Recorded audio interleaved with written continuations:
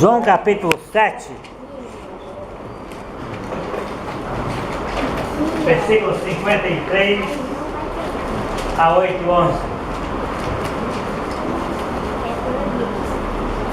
A morte da nossa hipocrisia.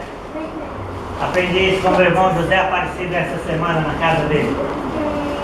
Em João 7, 53 a 8:11, nós temos um massacre da nossa hipocrisia. Temos a tendência de nos considerarmos mais justos, mais merecedores dos favores divinos. Achamos mesmo que podemos falar dos defeitos ou falhas alheias quando não temos as mesmas fraquezas ou a mesma tirania dos outros. Jesus revelou nossa condição de orgulho religioso. Somos capazes de apedrejar a reputação dos irmãos 1, 2, 3 vezes, quantas for necessário, até que nos satisfizemos. Não importa quantas almas um irmão ganhe para Cristo. Para alguns ele sempre será visto como um vagabundo. Não importa quantos hospitais você entre e saia visitando os doentes, para outros você não tem o que fazer. Não importa quanto um irmão contribua financeiramente, ele será sempre visto como o divorciado. Não importa quanto alguém sirva com a sua casa, com seu carro ou sua família, com visitas ou conselhos, ele geralmente é mal entendido e visto como alguém que deseja controlar. A grande questão levantada por este trecho, João 7,53 em diante, é quem somos nós? Quem somos nós para tirar pedras uns dos outros? E existem pedras, você sabe, de vários tamanhos. Quem somos nós para falar mal uns dos outros? Criticar severamente. Em João 7, 53 a 8:2, você vai ver as preparações em contraste. No versículo 3 a 6, você vai ver a armadilha já pronta, preparada. Nos versículos 6 a 10, você verá a surpreendente atitude de Jesus. E nos versículos 10 e 11, o que sobrou por fim. E a conclusão e o desafio será as 4 perspectivas em uma mesma situação e o que nós podemos levar para toda a nossa vida. Amém? Então note bem aí, João capítulo 8, João capítulo 7, versículos 53 a 8:2, as preparações para o conflito. E cada um foi para a sua casa. Jesus, entretanto, foi para o Monte das Oliveiras. De madrugada, voltou novamente para o templo, e todo o povo ia ter com ele, e assentado os ensinava. As preparações para o conflito. Se a passagem aqui de João 7, 53 a 8:11, se este trecho, essa perícope da vida de Jesus, estiver colocada na sequência correta, o dia de trabalho no templo terminou, mas continuaram a tramar durante toda aquela noite o que eles fariam no dia seguinte, logo ao amanhecer. Jesus, porém, foi se acampar no lugar de oração. Amém? Os inimigos de Jesus devem ter caçado uma isca para Jesus durante toda aquela noite e madrugada. E acreditem, eles encontraram. Jesus, porém, ao invés de ir para Betânia hospedar-se na casa de Lázaro e descansar, ele foi para o lugar de oração. Jesus, mesmo sabendo que estava sendo hostilizado, ele estava sendo hostilizado pelos guardiões do templo. Corajosamente ele voltou ao templo, sentou-se em um canto e ele ensinou quem por ali passava. E qual é a aplicação? O ataque surpresa a Jesus foi covarde. O mestre assentado, ensinando em posição de vulnerabilidade total, desprevenido aos olhos deles. Porém, quem passou a noite no jardim de oração não seria pego desprevenidamente. Amém, irmão? O que os inimigos fazem à noite, os amigos fazem diferente. Quando é que nós mordemos as iscas preparadas para nós nas trevas? Quando nós deixamos de ter comunhão com Deus e não nos preparamos para combater as provações da nossa fé. Se você vive preparado, espiritualmente falando, você jamais será surpreendido. Amém? Como Jesus Cristo. Versículo 3 a 6, note bem a armadilha já preparada. Versículo 3.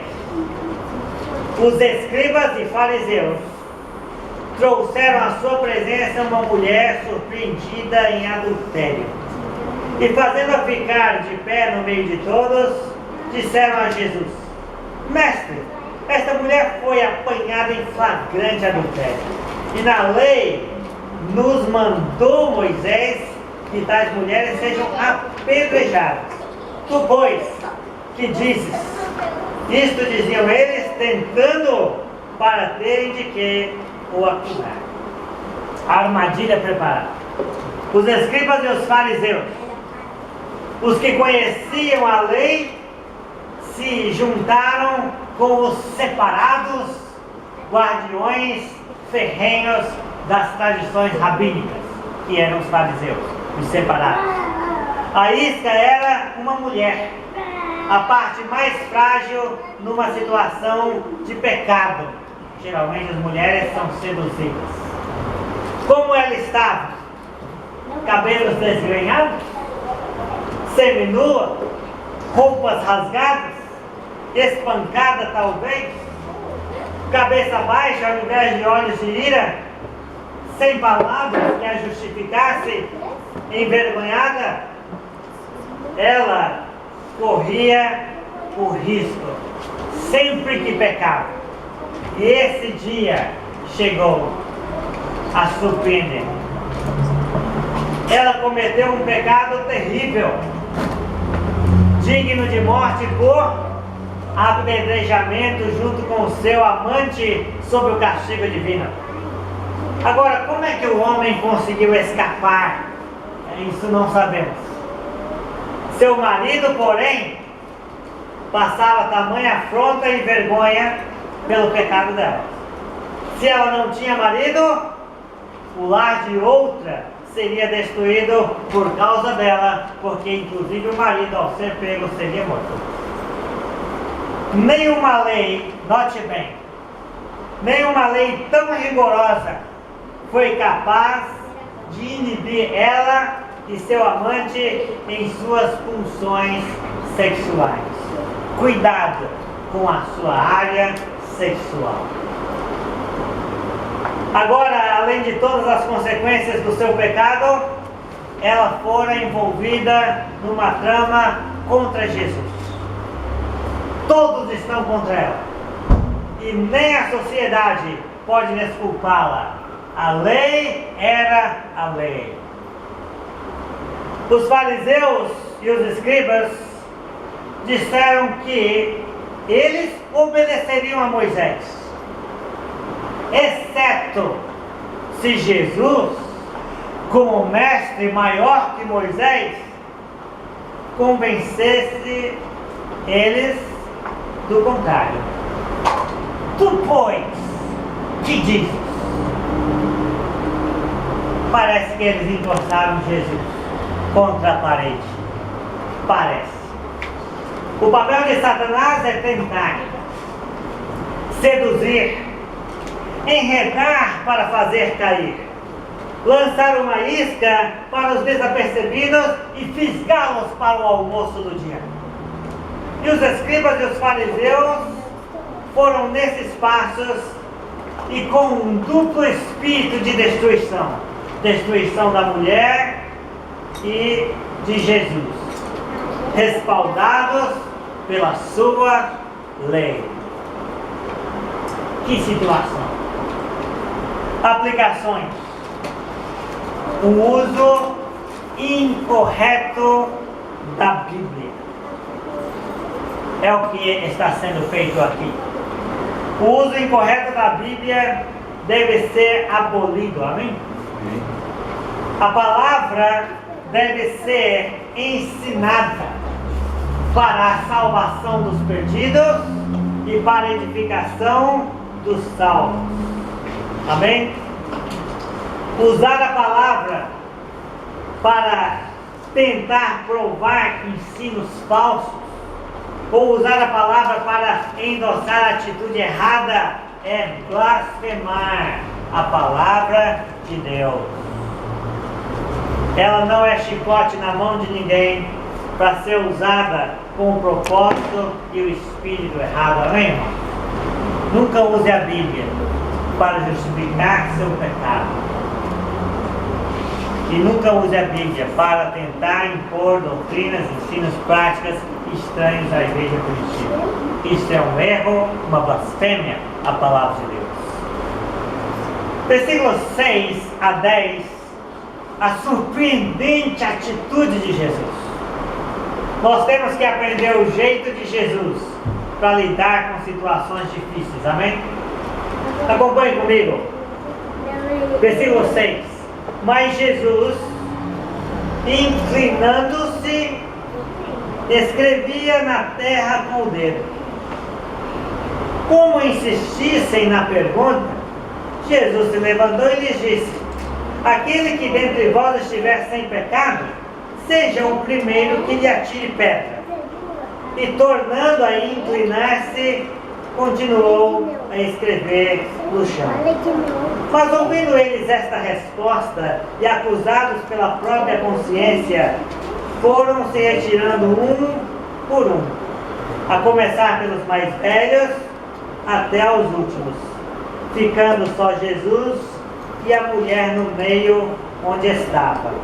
Erguendo-se Jesus e não vendo a ninguém mais, além da mulher. Note bem a surpreendente atitude de Jesus. E nós temos que aprender esse jeito de Jesus de lidar com situações difíceis. Jesus, o mestre, ele não vence o confronto com uma frase de efeito. Não. Mas ele cria um ambiente em que os envolvidos podem ser impactados. Amém? E Jesus não se levanta. Jesus é desafiado, mas ele não se levanta para brigar. Jesus não se levanta, ele olha para o chão. Ele não olha com fogo nos olhos direto para aqueles homens. Ele não sai em defesa da mulher, nem fita nela os olhos ainda. O que ele faz? Ele se inclina. Pelo contrário, na posição que estava ensinando, muito provavelmente assentado ainda, ele se abaixa ou agacha e começa a escrever o que não foi jamais traduzido ou reeditado. E todos pensam o que Jesus estava escrevendo. Alguns dizem, ele estava escrevendo as acusações que ele tinha contra aqueles homens. E outros pensam, ele estava fazendo uma lista dos pecados daqueles religiosos. Ou ele estava escrevendo hipócritas. Ou, eu vou te dar outra opção. Talvez Jesus estivesse escrevendo sobre o amor de Deus. sobre a misericórdia de Deus. Misericórdia quero e não holocausto. Ama o teu próximo como as pessoas. Eu não sei. Isso Deus deixa a cargo da imaginação de cada um para o seu próprio crescimento espiritual.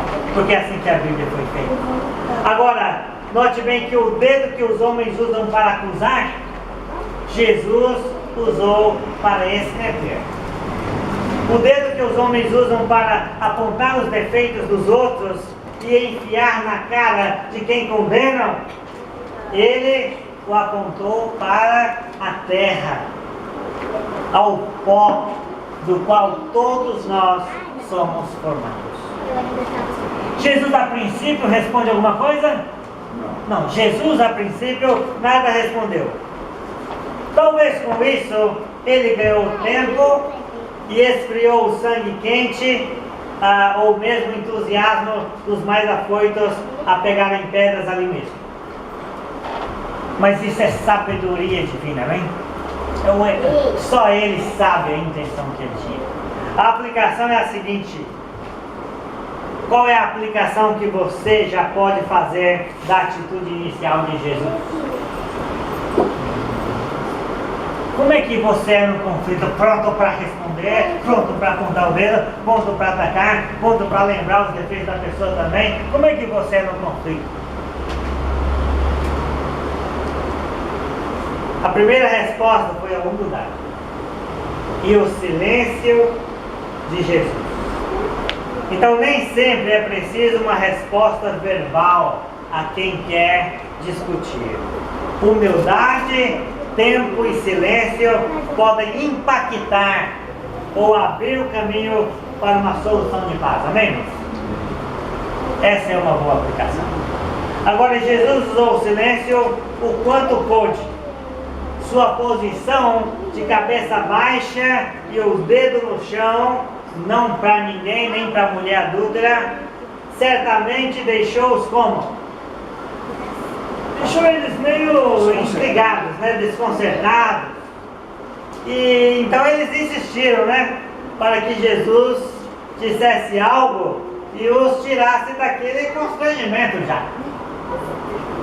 Ele então se levanta só para dizer aos homens: aquele que dentre vós estiver sem pecado, seja o primeiro que lhe atire a pedra.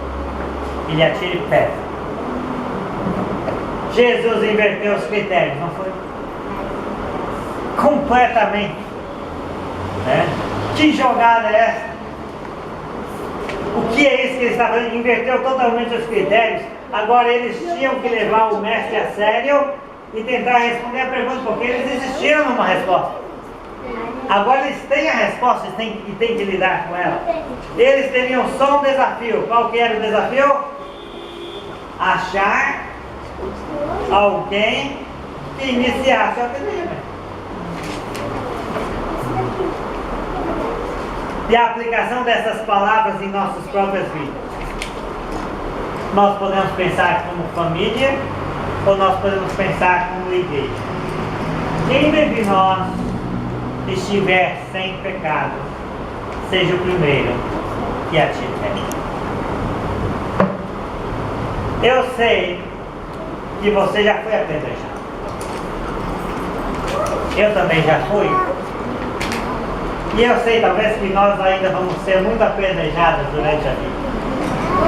Fique tranquila. Quem talvez te apedreja está com mais pecados que você. Mas Deus sabe. Agora eu sei que nós já apedrejamos muita gente.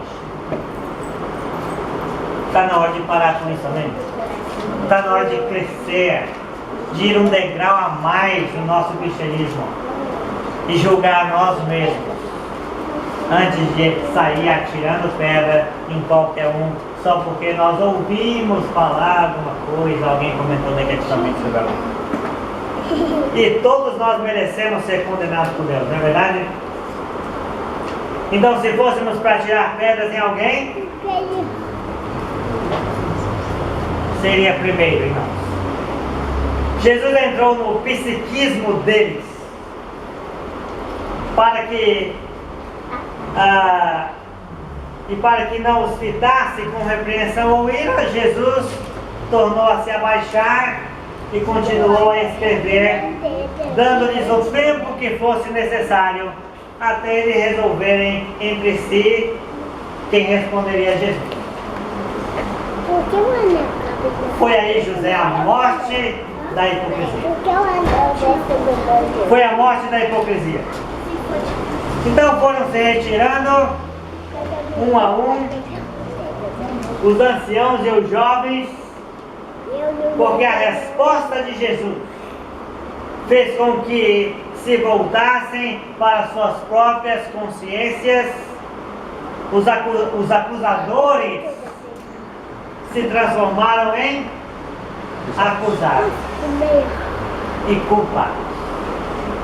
É assim que Jesus faz. Se você quer acusar alguém, prepare-se. Você será acusado. E a aplicação é que Jesus nos salva de muitas coisas. Jesus precisa nos salvar às vezes da hipocrisia, da inveja, não só dos pecados do batismo, mas das nossas tendências maléficas, malignas, humanas. Jesus nos salva de muitas coisas. Naquele dia, não foi só a mulher adúltera que foi salva.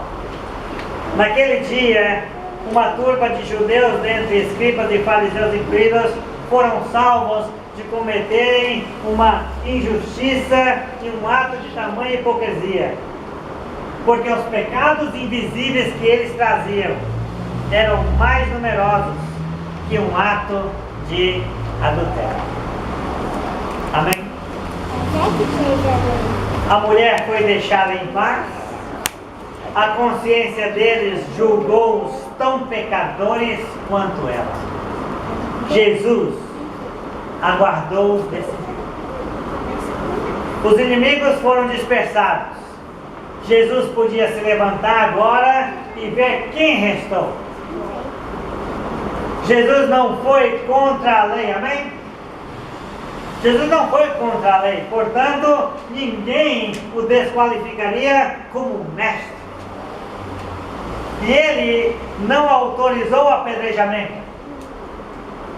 E evitou ser visto como um agitador do povo pelos romanos.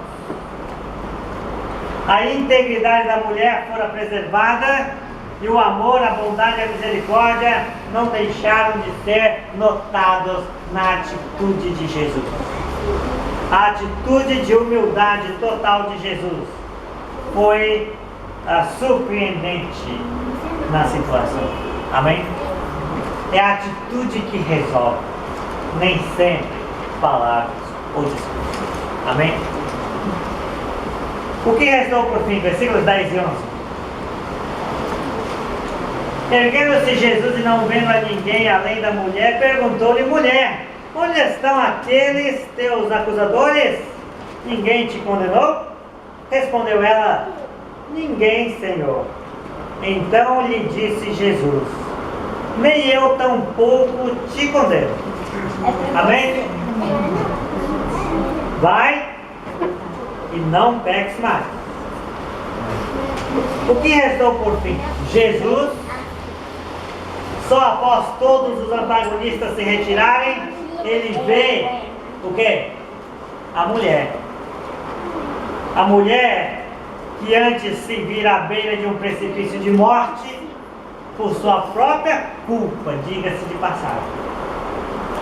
Jesus sabia que ela não era inocente do flagrante adultério e nem de todas as consequências que esse adultério causaria a si ou a terceiros.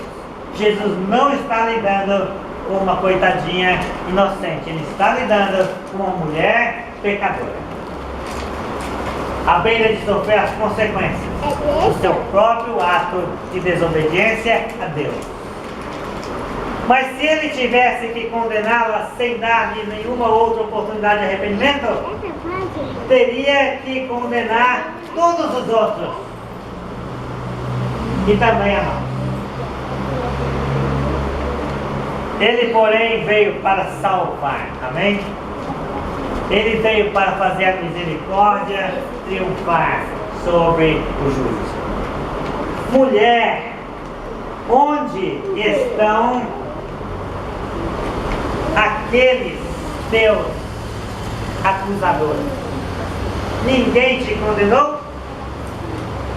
Note bem, ninguém condenou, mas restava um veredito. Só Jesus pode acusar com justiça e condenar com justiça. Mas também só Jesus pode oferecer uma nova oportunidade, dar uma nova condição. Só Jesus pode nos reabilitar. Amém? Foi incrível como Jesus pôde livrar uma adúltera da condenação de toda uma sociedade. Como? Isto é incrível, se não fosse nas Escrituras. Há um alívio na resposta da mulher. Ninguém, Senhor. Ninguém. Todavia ainda restava um veredito. O único que realmente interessava, que faria tal diferença, total diferença. Então, irmãos, não adianta o mundo nos absolver, não adianta a igreja nos absolver, não adianta a sociedade nos absolver, se ainda o único veredito não for favorável, que é o julgamento de Jesus. Porque Ele não julga segundo a aparência. Ele julga segundo a reta justiça e misericórdia dele. Amém? Nem eu tampouco te condeno. Se os religiosos hipócritas, analisando suas próprias consciências, puderam deixar de condenar uma adúltera de fato, Jesus não se mostraria menos misericordioso que os homens. Jesus perdoou a sua transgressão. Ele usou o seu direito de exercer a sua misericórdia. Amém? Agora, o que cabia à mulher?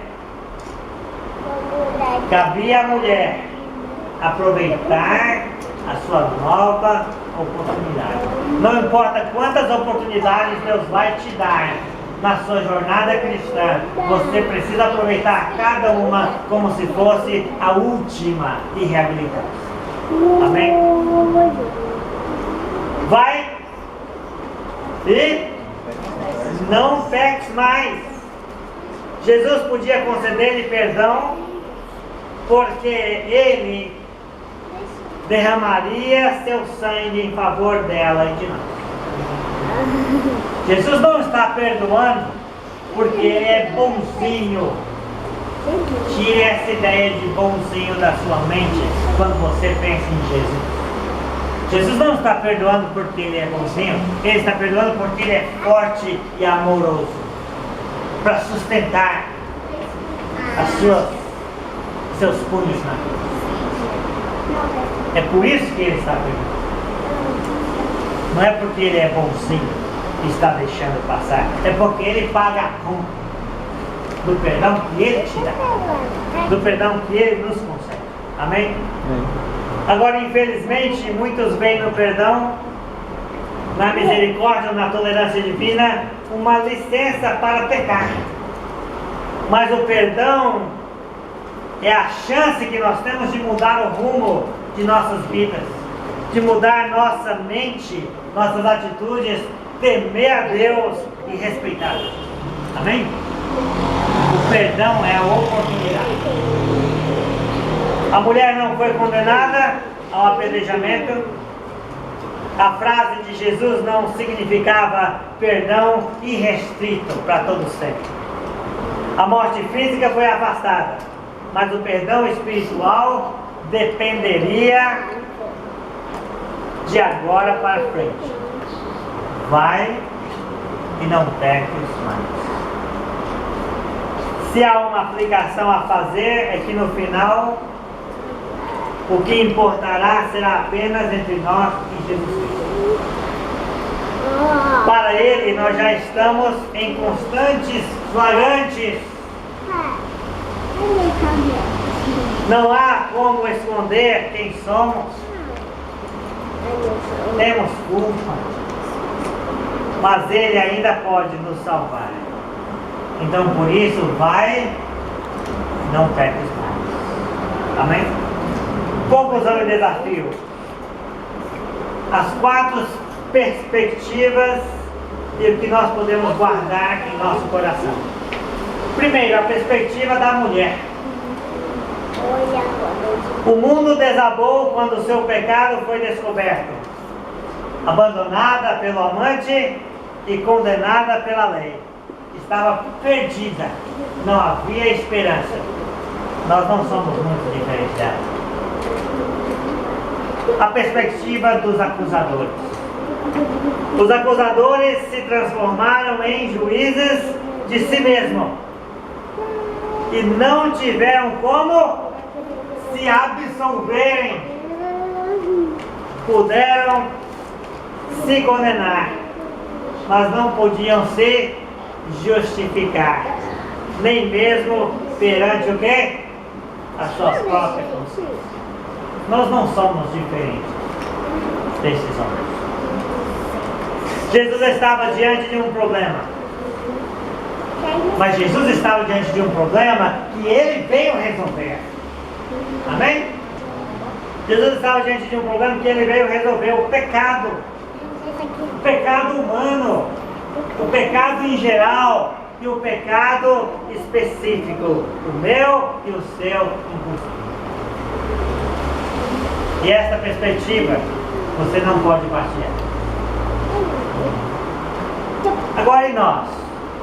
Qual é a nossa perspectiva diante da mulher, dos acusadores e de Jesus Cristo? Vamos parar de nos considerarmos mais justos. Vamos parar de nos considerarmos mais merecedores dos favores divinos. Vamos deixar a hipocrisia. Vamos parar de atirar pedras. E existem pedras de vários tamanhos. Também nós somos como a mulher. Mulher adulta.